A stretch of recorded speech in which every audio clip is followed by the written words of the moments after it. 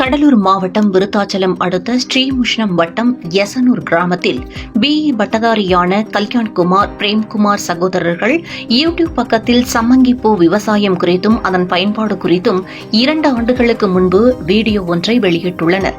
அதனை பார்த்த Sheldon form Seoul தென்கொரிய நாட்டைச் சேர்ந்த ஃபார்ம் 9 குழுவைச் சேர்ந்தவர்கள் ஜானி, ரியான், கெய்லி இவர்கள் மூவரும் கடந்த 1 மாதத்திற்கு முன்பு இந்தியாவில் பெங்களூருவைச் சேர்ந்த பிரசாந்த் என்பவரை தொடர்பு கொண்டு அவர் மூலம் கல்யாண்குமாரை தொலைபேசியில் தொடர்பு கொண்டு யசனூர் கிராமத்தை வந்தடைந்தனர்.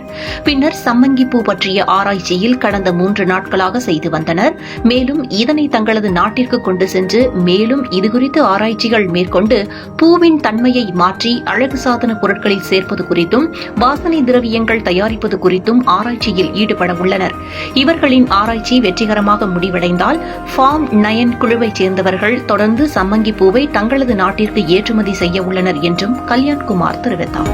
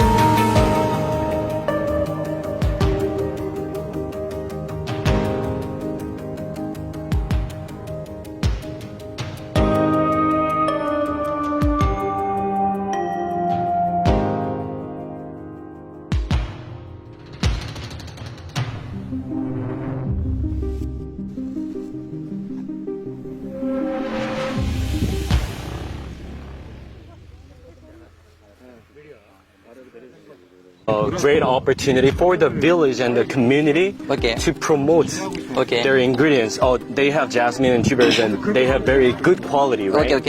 And then we are using the best ingredients all over the world. That means a win-win for the community and for our products too. N name Kalyan. நான் வந்து பார்த்தீங்கன்னா லாஸ்ட் கொரோனாவில் பார்த்தீங்கன்னா ஒரு யூடியூப்ல அந்த டியூப் ரோஸ் சம்மங்கி பற்றி வீடியோ போட்டிருந்தேன். அதை பார்த்துட்டு சவுத் கொரியாலேருந்து பார்த்தீங்கன்னா ஒரு 3 பீப்புள்ஸ் பார்த்தீங்கன்னா அவங்க இதில் ஒரு ரிசர்ச்சுக்காக வந்திருக்காங்க. நம்ம தமிழ்நாட்டில் பார்த்தீங்கன்னா ஸ்பெசிஃபிக்காக சம்மங்கின்ற டியூப் ரோஸு அண்ட் ஜாஸ்மின்ற குண்டுமல்லி வந்து பார்த்தீங்கன்னா ஸ்பெசிஃபிக்காக குவாலிட்டியாக இருக்கிறது பார்த்தீங்கன்னா தமிழ்நாட்டில் தான் இருக்குது. அதை ரிசர்ச் பண்ணி அவங்க வந்து பார்த்தீங்கன்னா இந்த ஹெல்த் ப்ராடக்ட்ஸு வாசனை திரவியத்துக்காக வந்திருக்காங்க. அவங்க லாஸ்ட் 3 டேஸ் அங்கே தான் ஸ்டே பண்ணியிருக்காங்க. சப்போஸ் இந்த ப்ராஜெக்ட் அவங்களுக்கு சக்ஸஸ் ஆச்சுன்னா இங்கேருந்து அவங்க கொள்முதல் பண்ணுற மாதிரி இருக்காங்க. இதனால் பார்த்தீங்கன்னா நம்மளோட விவசாயிகளுக்கு பார்த்தீங்கன்னா இப்போ மார்க்கெட்டில் பார்த்தீங்கன்னா பூ பார்த்தீங்கன்னா 30 ரூபா 40 ரூபா போயிட்டு இருக்கு. பட் இவங்க பை பண்ணுற மாதிரி இருந்தால் கிலோ 200 300 அந்த மாதிரி போகும். விவசாயிகளுக்கு கொஞ்சம் சப்போர்ட்டாக இருக்கும். அவங்க பார்த்தீங்கன்னா இதுக்கு பார்த்தீங்கன்னா இந்த ஏரியாவில் பார்த்தீங்கன்னா தொடர்ந்து ஒரு வாரமாக வெயிட் பண்ணிருக்காங்க. அந்த ஃப்ளவர் அந்த பிளாசம் வெடிக்கிற வரைக்கும் ஒரு கேமரா பார்த்தீங்கன்னா ஒரு 5 ஹவர்ஸ் அந்த பூ வெடிக்கிற வரைக்கும் வெயிட் பண்ணுறாங்க. ஃபுல்லாக ரிசர்ச் பண்ணுறாங்க. ஃபைனல் ஸ்டேஜ் வந்துட்டாங்க. இன்னைக்கு அவங்க ஃப்ளைட்டுக்கு போகிறாங்க.